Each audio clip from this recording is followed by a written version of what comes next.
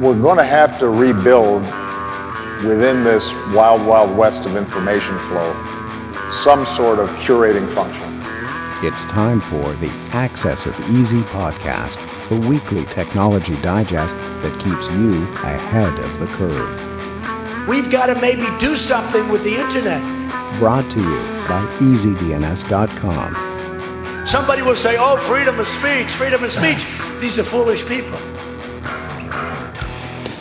Underworld in panic as cops penetrate a secret criminal chat network. New EvilQuest ransomware targets Mac OSX users. BMW to make built-in car features into paid subscriptions. And Tim O'Reilly says venture capital is doing more harm than good. Hey everybody, Mark Jeftovic here with another edition of the AxisOfEasy Weekly Digest. This is issue number 153. We are recording this again on the Monday afternoon. It's July 6th, 2020. So the show notes for this week's edition are going to be at AxisOfEasy.com/153. So last week's quote, I kind of knew no one was going to get this one, but here we are. It is, what is essential to develop the will to see things, to see how human beings are manipulated, to see where there might be impulses by which people are manipulated. That was Rudolf Steiner, the inventor of the Waldorf schools, among many other things. And like I said, nobody got it. I would have been surprised, but you never know. You guys surprise me from time to time. This week's quote, I bet you somebody will get it, is, the most basic question is not what is best, but who shall decide what is best. And if I can give you a hint, his birthday is the same day as mine. Anyhow, you know the rules. No searching up the answer, and you have to be the first person to post the correct source of the quote to the show notes on the blog. Remember, scroll down to the bottom of the edition and leave it in the comments field. And I believe I said the show notes URL. I'll say it again. AxisOfEasy.com/153. First person to get it right gets their next web hosting or domain renewal on us. So, the criminal underworld is in a panic as cops penetrate the secret criminal chat app, EncroChat. So, I mused privately. I was looking for a link where I wrote this. I couldn't find it. That I thought this whole thing about new TLDs over the past several years in the naming space, I thought there's an incentive for criminals to create entire private TLDs that are not in the ICANN sponsored route. They're not visible to the world at large by design. And I don't know if that's ever happened, but we do know now that there are cases of criminal networks creating their own chat and communications networks. The incentives are there, and it would be more surprising to me if they didn't do this. So the latest case is that the police have managed to penetrate such a chat network, and it's sent shockwaves throughout the criminal underworld as the police infiltrated EncroChat and have been making hundreds of arrests as a result. It all started when the French police figured out that some of EncroChat servers were located in France, and they deployed a, quote, technical device, end quote. I don't really know what they meant by that, but it cracked the system, probably some sort of Ethernet sniffer or network scanner or something like that. But anyway, from there, they and numerous other European police agencies began monitoring the communications of many criminals for months while they coordinated and planned crimes ranging from drug trafficking, money laundering, and even murder. So now they've started moving on all these crooks, over 700 cases in the UK alone, over 100 in the Netherlands. According to Dutch law enforcement, the operation has, quote, given insight in an unprecedented large number of serious crimes, including large international drug shipments and drug labs, murders, thrashing, robberies, extortions, robberies, grave assaults, and hostage takings. International drug and money laundering corridors have become crystal clear, end quote. Looks like this network was a combination of both the chat system and hardware phones that included a panic wipe feature and a proprietary operating system called EncroChat OS. There was even a website advertising a showroom in Amsterdam, and the website, of course, is gone, but I linked to a screen grab of it or an archive of it on archive.org. And Jesse Hirsch also wrote about this in his MetaViews this week, and we link to that in the show notes page as well. New EvilQuest ransomware targets Mac OSX users. Security researchers have found a new type of ransomware targeting Mac OSX users. It's called EvilQuest. It's also known as OSX.ThiefQuest.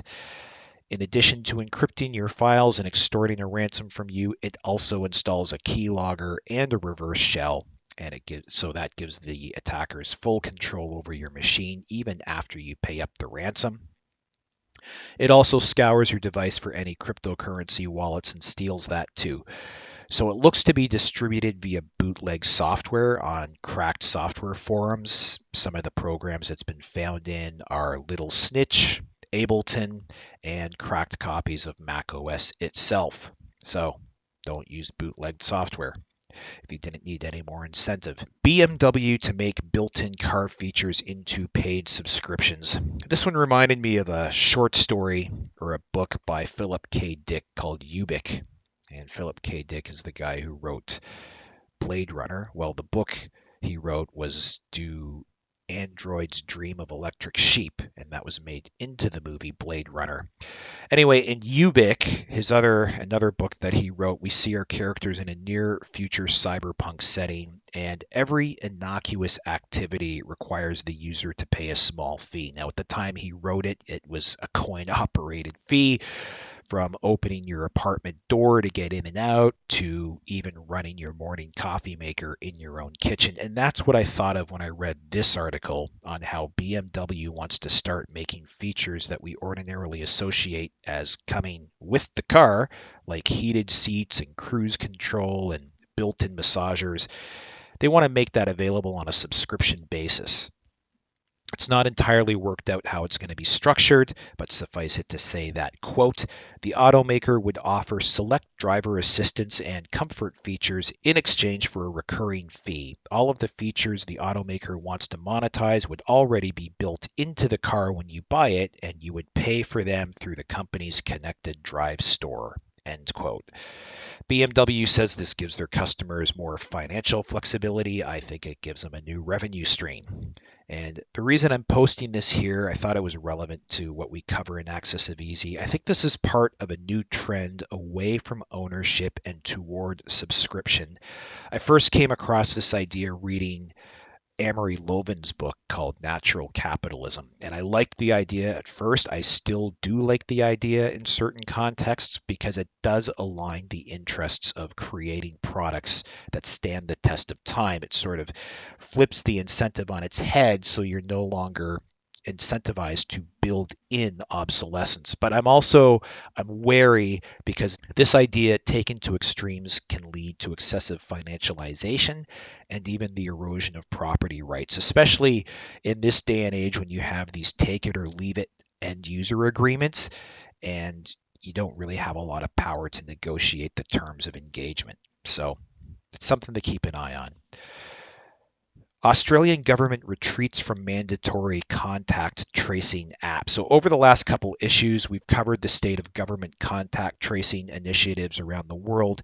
And more than once, I've talked about Australia, that installing the government contact tracing app would be voluntary unless less than 40% of the population volunteered, in which case it would become mandatory. So a reader in Australia has emailed me to point out that it's true that was the original plan, but they backed away from that plan almost immediately. So the mandatory part is off the table. It was fairly quickly that the Australian Prime Minister Scott Morrison came out and said it wouldn't happen. It was actually the day after the country's deputy medical officer floated the idea of compelling Australians to install it. So I stand corrected. Thanks for the update. I do encourage all of you to send me your updates and corrections and even story ideas, because I may not have time to respond to every single email I get, but I do read them all, so thank you. iOS clipboard snooping more widespread than TikTok. Actually, let me pause for 1 second and going back to, if you're going to email me a story idea or a correction, it also helps if you tell me if you want to keep your name in it or out of it, because I like to give a hat tip to people when they give me story ideas, but some people don't want their name mentioned. So if you tell me in the original submission or email to me, then it saves me going back and forth with you via email to find out if you want to keep your name private or not. Anyhow, iOS clipboard snooping more widespread than TikTok. Last week, we reported on how TikTok was grabbing data from the iOS clipboard, and the company, said it was some kind of anti-spam measure, which I think is kind of BS, and that they would cease the activity. They were also caught doing this a year ago, and they said they would cease the activity, and they kept doing it anyway. So now a report in Ars Technica found that the practice is not just limited to TikTok. They found 36 other apps that all do the same thing, which means everything from passwords to personal data to Bitcoin addresses. Anything you copy and paste between any apps, not just the ones that engage in this practice, is vulnerable to clipboard snooping. All of this is coming to light because early access to iOS 14, which comes out this fall, it contains an additional transparency feature that alerts the user when an app is attempting to access your device clipboard. You know how your iPhone will say this app wants to access your photo, your camera roll, or your microphone. It does, starting with iOS 14, it's going to start doing the same thing about your app clipboard, your data clipboard, and it turns out a lot of apps are already snooping that. Reddit bans the Donald and Chapo Trap House and 2,000 other subreddits. So as part of the protests around the murder of George Floyd, a lot of subreddits voluntarily went dark for a day to protest the platform's inaction around hate speech. And the company committed to update their policies and act on them, which they've now done. In a post to the company blog, Reddit CEO Steve Huffman announced new rules that explicitly ban subreddits that promote hate content based on identity or vulnerability, and he tightened up rules around subreddits that interfere with other communities. Read subreddits that incessantly post to other subreddits. Then they banned approximately 2,000 subreddits, the vast majority of which were inactive, but approximately 10% of them did have activity, and 2 of them were quite large. And we're talking the Donald, which was absolutely huge, pro-Trump MAGA Reddit, and the far-left Chapo Trap House. Not as big as the Donald, but also pretty big. So obviously, neither community's mods have read my book, counseling those who wish to protect their audiences and content from the moral judgments of others to use social media platforms primarily to build up your own membership bases within your own infrastructure under your own domains. And as you may know, the ebook version of my book, Unassailable, is now free, has been for a while. The URL is in the show notes page, so before you build up a huge Twitter following or Facebook audience or a gigantic subreddit, read my book, build up your own mailing list first before somebody else takes your community away from you.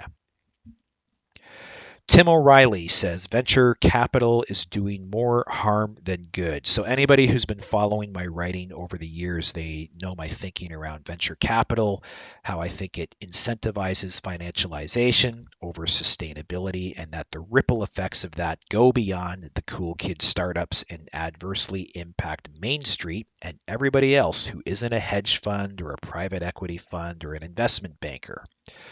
So in an interview last week, Tim O'Reilly made a case that venture capital is starting to do more harm than good, outlining, quote, why venture capital in its current iteration has begun to make less sense for more founders who genuinely want to build sustainable businesses.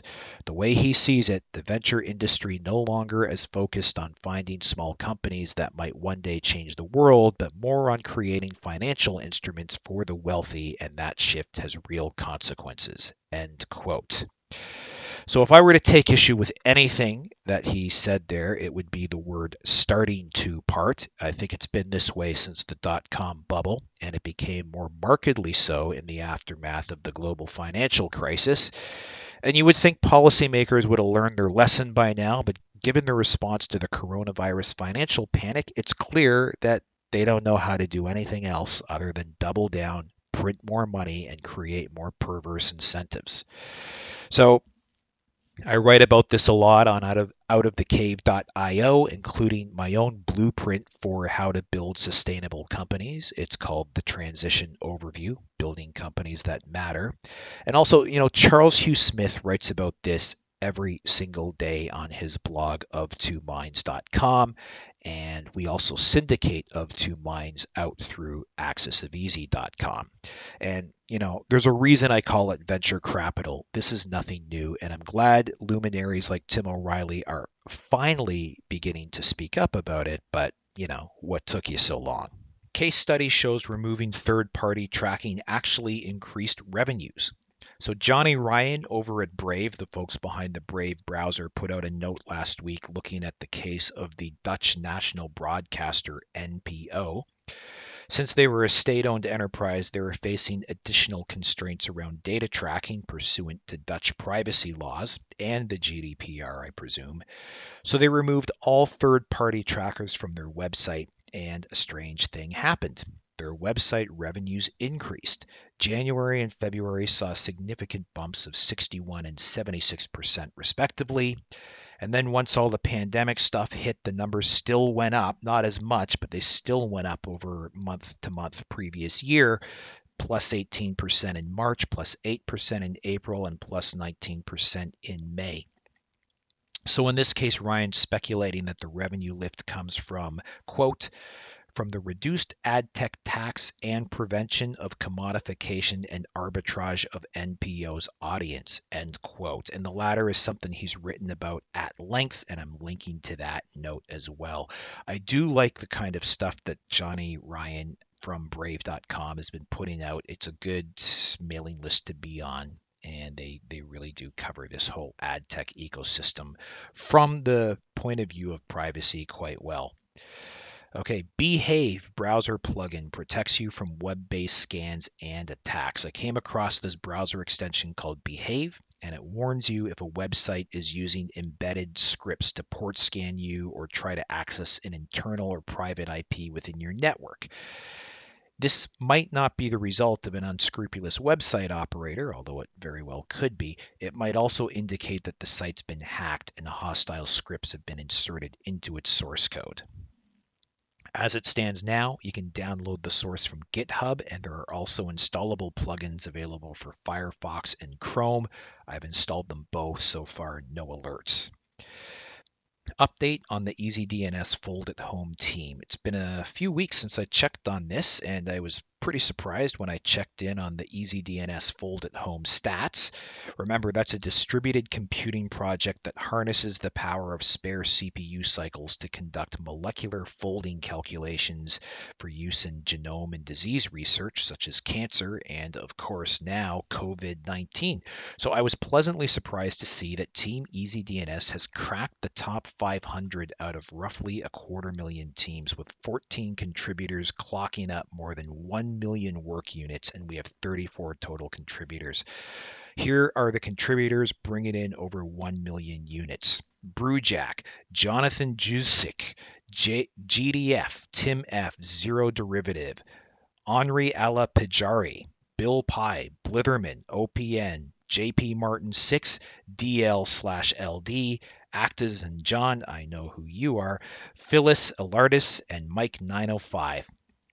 Thanks to you guys, thanks to everybody on the easyDNS team, and thanks for everyone contributing to the Fold at Home project. You can learn more about that. You can download clients for all of your architectures. You can join the easyDNS team, which is 248458 at the Fold at Home website.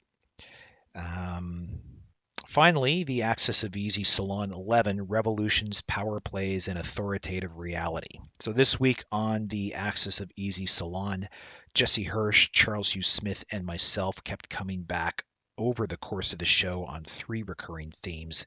1, have we entered a climate where a French Revolution-style mega-political shift is looming? 2, the pesky phenomena of the old coup within a coup, aka the power play as per the 1978 Peter O'Toole political thriller of that same name. That's when we talk about, what happens if this is the end of the age of the nation state? Wouldn't it suck if what takes its place is Google and Facebook? And finally, the third theme was the difference between objective reality that everybody thinks exists and authoritative reality, which for all intents and purposes is what actually matters. It was another interesting one. Check it out on the show notes page, AxisOfEasy.com/153. So that's it for another week, and stay healthy, stay safe, stay sane. And happy 4th of July to all of our American friends. Happy Canada Day to all of our Canuck friends. And we will see you next week. You going? It's no women burning in the clothes you wear. 1100 crushed in the panic on the stairs. The fire that's a thought that's using entrepreneur. Gotta keep those women working, but you looking good, I swear. That's Bangladesh. Rounds rich, you're fresh. You're just a whore.